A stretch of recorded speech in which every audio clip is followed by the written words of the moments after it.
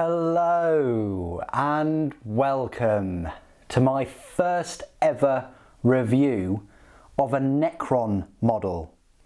I can't believe it. I was first exposed to these little guys way back in 2004. They'd just come on the scene, so that's 14 years ago. I thought they were quite cool. I thought that they were a bit of a rip-off of Terminator, I must say. And Terminator 2 is like one of my favourite movies ever.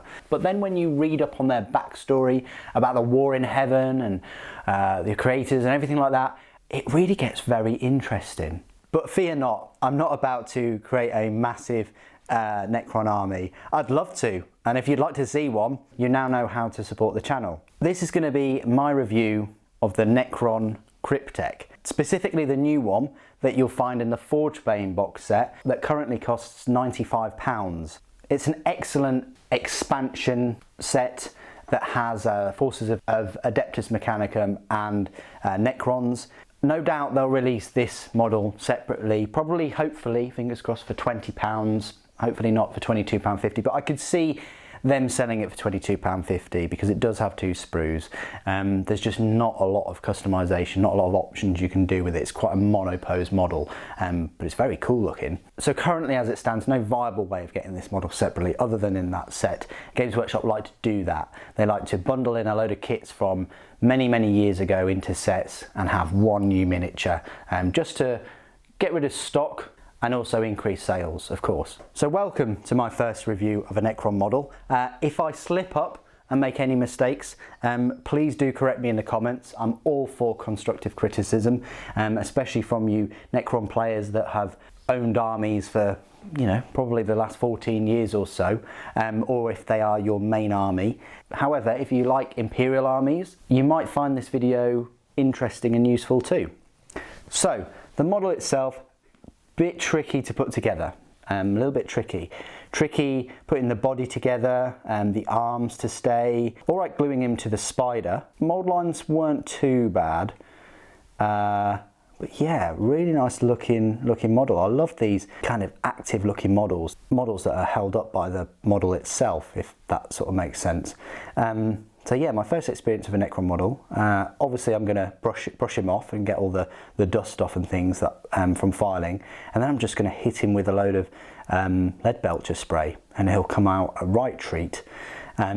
So yeah, make sure you got your lead belcher spray, make sure you got your Nuln Oil, and make sure you've got your Necron compound dry paint, and then maybe some greens to pick out some details and some bronzes and things. Yeah, really nice model.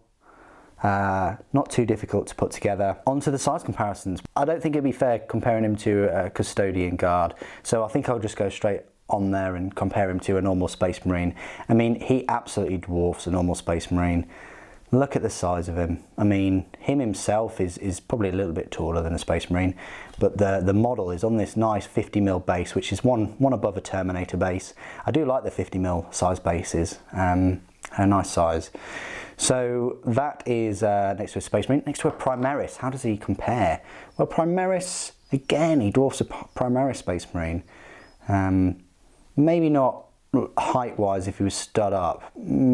That's debatable. But yeah, definitely next to a Primaris look. He towers above, so yeah, he's the nice HQ, the Warlord or whatever, and he's zipping about, flying about on his magical cape, yeah, towering over quite a few of the models on the battlefield, definitely above all the Scarabs and the Immortals and the Warriors and things like that. So yeah, nice size model, and I think he's a bit bigger than the Tech Priest too. There's no spare parts. What you see is what you get. You don't get any little extra Necron parts. Would have been cool if you got like a couple of Scarabs or something, maybe. But so you'll find the rules for the Cyptek in your new Necron Codex, or in this book that comes with Forgebane. You've got the rules right here for him. So he is an HQ choice, and his power points cost is a 6. His match play points cost is 70, and then you're going to have to buy his either Chromatron or Canoptek cloak. You're also going to have to buy his Staff of Light. So Staff of Light is 18, so that's 88 points. Now he can take either a Chromatron or a Canoptek cloak, one or the other. So with the cloak, he would be 98 points. With the Chromatron, he would be 103 points. And I'll talk about those two pieces of war gear in a little moment. So you're talking about 100 points or so, which isn't too bad. Let's go through his stat line. So his movement speed is 5 inches, weapon skill, ballistic skill, both 3+, strength 4, toughness 4, 4 wounds, only 1 attack though, quite poor. His leadership's high though at 10, and he's got a save of 4+. Again, not the best. His weaponry then. So he's got the Staff of Light, which has a shooting or melee profile. So for shooting, it's a very short range, only 12 inches. It's assault 3, strength 5, AP is -2, and damage is only 1. In melee, its strength as a user, which is only 4, AP is -2, and damage 1. So quite lackluster in both shooting and melee. If anything, it's probably better at shooting because he's getting 3 shots at a higher strength. His abilities is living metal. Now they do actually talk about living metal in this Forgebane book. I suppose they have to really. But living metal just means that at the beginning of your turn, the unit recovers 1 wound lost earlier in the battle. That's amazing. That is really, really good. It's got 4 wounds, so you might be able to wipe them all out straight away. But if you only take off 3 of the wounds, guess what? He's going to get another wound at the beginning of the next turn for free. Doesn't have to roll for it like a void shield or anything like that. He just repairs a wound. And obviously he can do that every turn, getting that extra wound back. Technomancer. You add 1 to all reanimation protocol rolls for models from Dynasty units within 3 inches of any friendly Dynasty Cypteks. Now a reanimation protocol, that is where you roll a d6 for every slain model in the unit at the beginning of the turn, and on a 5+, the model is returned to the unit. Otherwise, they remain inactive, although you can roll again at the start of each of your subsequent turns. When the model's reanimation protocols are active, you set it up in unit coherency with any model from the unit that is already on the battlefield at the start of the turn and more than 1 inch away from enemy models. If you can't do this because there's no room to place a model, you don't set it up. So that's pretty cool. So instead of a 5+, you got a 4+. So now you've got a 50-50 chance of your slain Necrons basically coming back from the dead. And you can keep doing that every turn. That's incredible. Really, really is great. 5+ on its own was good, but a 4+, wow. These are the 2 other abilities, and that depends on his war gear, if he takes a Chromatron or a Canoptek Cloak. I keep saying it's a Chromatron, but it's a Chronometron. A Chronometron, any Dynasty infantry units within 3 inches of friendly Dynasty Cyptek with a Chronometron get a 5+ invulnerable save against shooting attacks.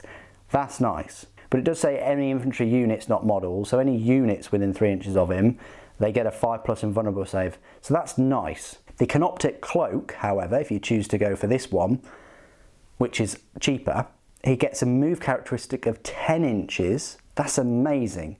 And he also gains the fly keyword. Additionally, at the start of your turn, you can select 1 friendly Dynasty model that has the living metal ability within 3 inches of him.